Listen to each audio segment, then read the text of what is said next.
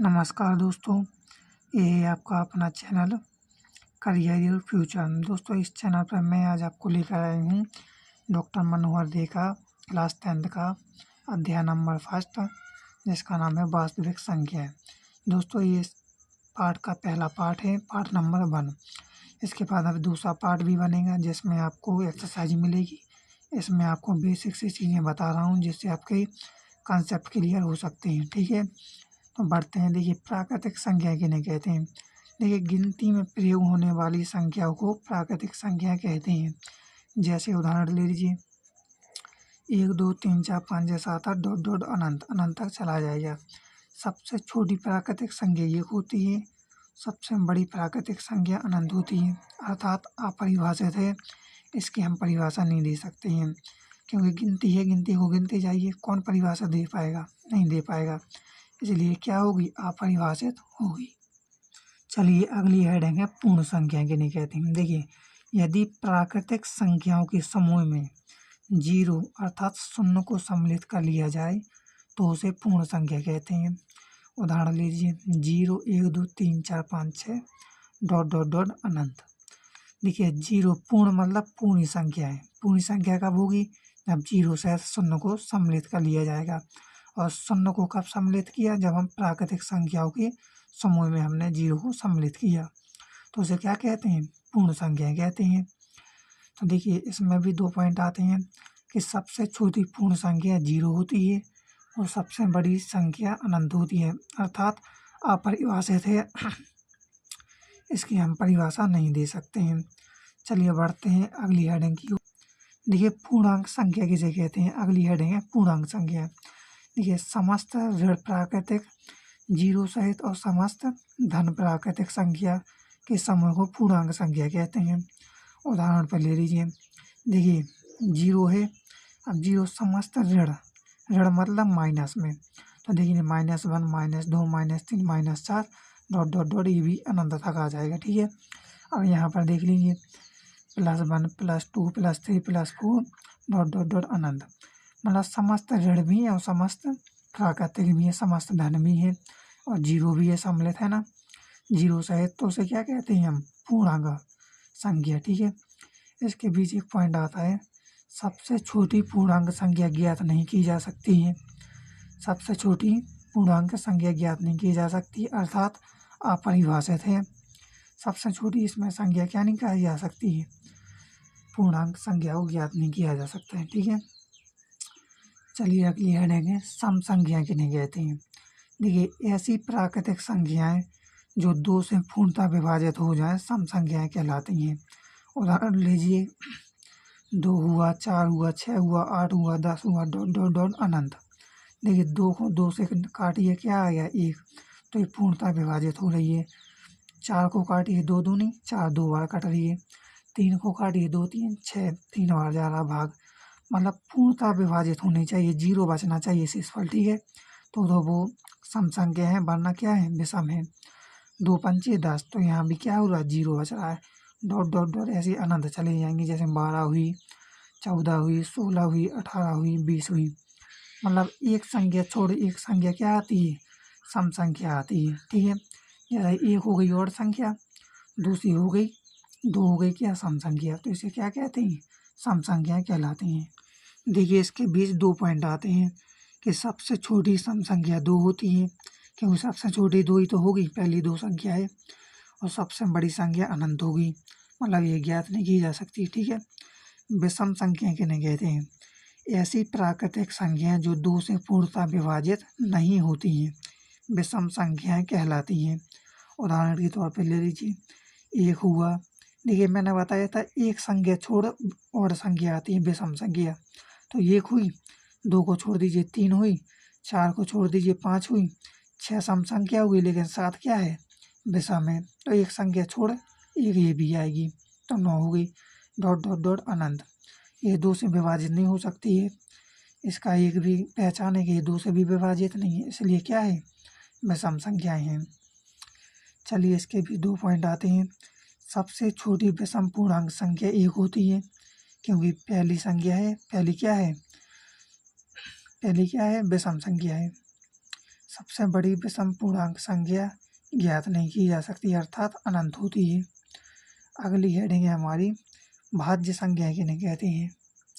देखिए वे प्राकृतिक संख्याएं जिनमें कम से कम 3 गुणनखंड हों भाज्य संख्याएं कहलाती हैं। देखिए भाज्य संख्या होगी, उदाहरण देख लीजिए, जैसे 1 हुआ, 3 हुआ, 5 हुआ, भाज्य संख्या सॉरी। देखिए 4 हुआ, 6 हुआ, 8 हुआ, 9 हुआ, 10 हुआ, 12 हुआ, डॉट डॉट डॉट अनंत हो सकता है। अब आप लोग सोच रहे होंगे कि 4 कैसे हुआ। देखिए गुणनखंड मतलब एक कितनी संख्याओं से कट रही है। अब 4 को देख लीजिए कि पहली कटेगी 1 से, क्योंकि 1 चौके 4 तो 4। अब दूसरी कटेगी 2 से, 2 दूनी 4। अब 3 से नहीं कटेगी लेकिन 4 से भी कटेगी, 4 एकम 4। तो इसके क्या हो गए, 3 गुणनखंड हो गए। इसमें क्या हेडिंग में क्या है, कम से कम 3 गुणनखंड चाहिए, भाज्य संख्या कहलाती है। कम से कम 3 तो 4 हो जाए बहुत अच्छी बात है, कोई दिक्कत नहीं है, ठीक है। तो ये पहली क्या हो गई 4, फिर हो गई दूसरी 6। 6 को भी देख लीजिए, 1 से कटेगी, 2 से कटेगी, 3 से कटेगी और 6 से भी कटेगी, तो ये भी हो गई क्योंकि इसमें 4 गुणनखंड हो रहे। अब 8 को देख लीजिए, 1 हो गया, 2 हो गया, 3 से नहीं कटेगा, 4 हो गया, 5 से भी नहीं कटेगा, 6 से भी नहीं कटेगा और सीधा 8 से कटेगा, तो ये 8 भी हो गया, ठीक है। 9 को 1 से, 3 से और 9 से, ठीक है। 10 को 1 से और 5 से और 10 से, 2 से भी कटेगा, ठीक है। 12 को ऐसे ही काटेंगे, ठीक है। अब इसके बीच 3 पॉइंट आते हैं।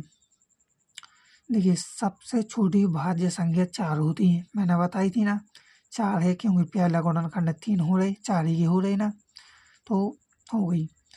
और सबसे बड़ी भाज्य संख्या अनंत होती है, मतलब ये परिभाषित नहीं होगी।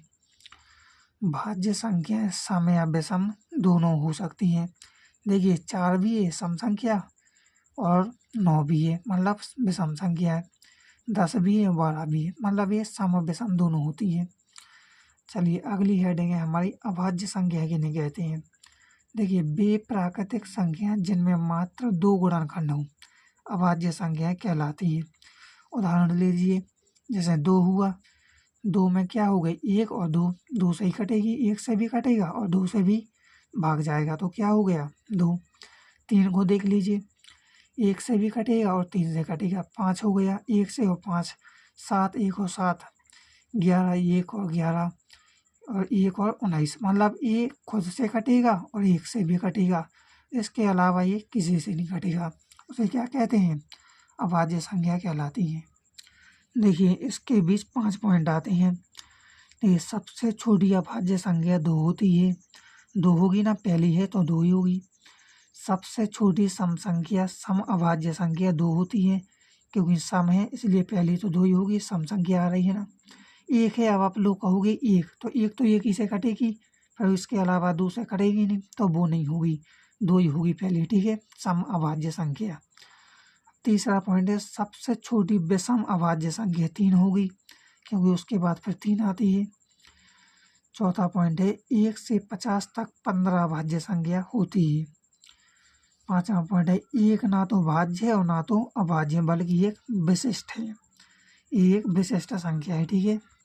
देखिए अगली हेडिंग है हमारी परिमेय संख्या किसे कहते हैं। देखिए वे संख्याएं जैसे p/q के रूप में व्यक्त किया जा सके परिमेय संख्या कहलाती हैं, परंतु जहाँ p और q दोनों पूर्णांक संख्या हों लेकिन q नॉट इक्वल 0। देखिए इसके बीच आता है 1 पॉइंट, यदि दशमलव के बाद संख्याओं का इतिहास निर्धारित संभव हो, अर्थात शांत दशमलव संख्याएं परिमेय होती हैं, ठीक है। अगला पॉइंट है समस्त आवर्त दशमलव संख्याएं परिमेय संख्याएं कहलाती हैं। देखिए आवर्त दशमलव को हमने 2 भागों में बांटा, पहला है सरल आवर्त दशमलव और दूसरा है मिश्रित आवर्त दशमलव। देखिए पहला है हमारा सरल आवर्त दशमलव। देखिए पहली हेडिंग है हमारी सरल आवर्त दशमलव। इसे क्या कहते हैं, दशमलव के ठीक बाद किसी संख्या की पुनरावृत्ति होने पर संख्या सरलतावर्त दशमलव कहलाती है। ठीक है, जैसे 0.7777 ही जा रहा है ना, डॉट डॉट डॉट अनंत तक जा रहा है, तो इसे क्या कहेंगे हम? सरल आवर्त दशमलव। ठीक है, अगली हेडिंग है हमारी मिश्रित आवर्त दशमलव। देखिए, दशमलव के बाद किसी अन्य अंक के बाद ही संख्या की पुनरावृत्ति हो, उससे हम क्या कहते हैं? मिश्रित आवर्त दशमलव कहते हैं। उदाहरण ले लीजिए। ठीक है, सॉरी भाई, 0.578 देखिए अलग हो गई ना ये, तो इसे क्या कहेंगे हम? मिश्रित आवर्त दशमलव कहेंगे। डॉट डॉट डॉट ये कहाँ तक जा रही? अनंत तक जा रही।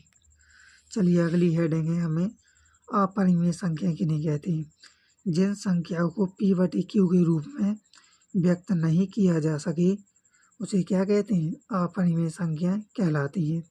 उदाहरण ले लीजिए, जैसे √3 हुआ, √5 हुआ, √60 हुआ, √60 नहीं दोस्तों, देखिए 5 - √3 हुआ, 3√2 हुआ, 5 - 2√3 हुआ। ठीक है, इसे क्या कहते हैं? हम अपरिमेय संख्या कहलाती हैं। अगली हेडिंग है वास्तविक संख्या किन्हें कहते हैं? देखिए, समस्त परिमेय संख्या और समस्त अपरिमेय संख्याओं के समुच्चय को वास्तविक संख्या कहते हैं। अगर ये हेडिंग आपको समझ में नहीं आई तो इसकी अथवा लगाकर दूसरी लिख लीजिए। ठीक है, जैसे किसी भी प्रश्न को हल करने पर जो मान प्राप्त होता है, काल्पनिक संख्याओं को छोड़कर वास्तविक संख्याएं कहलाती हैं। देखिए उदाहरण ले लीजिए, 0 हुआ, -7 हुआ, -22/7 हुआ, -1/2 हुआ। चलिए अगली हेड है काल्पनिक संख्या किसे कहते हैं? देखिए, वे संख्या जो कल्पना मात्र में हो, वास्तविक रूप में ना हो, अर्थात वे संख्या जिनका ठीक ढंग से परिभाषित ना किया जा सके, काल्पनिक संख्याएं कहलाती हैं। ठीक है, ये हो गई हमारी लास्ट हेडिंग। दोस्तों, आज के इस वीडियो को हम यहीं ख़त्म करते हैं।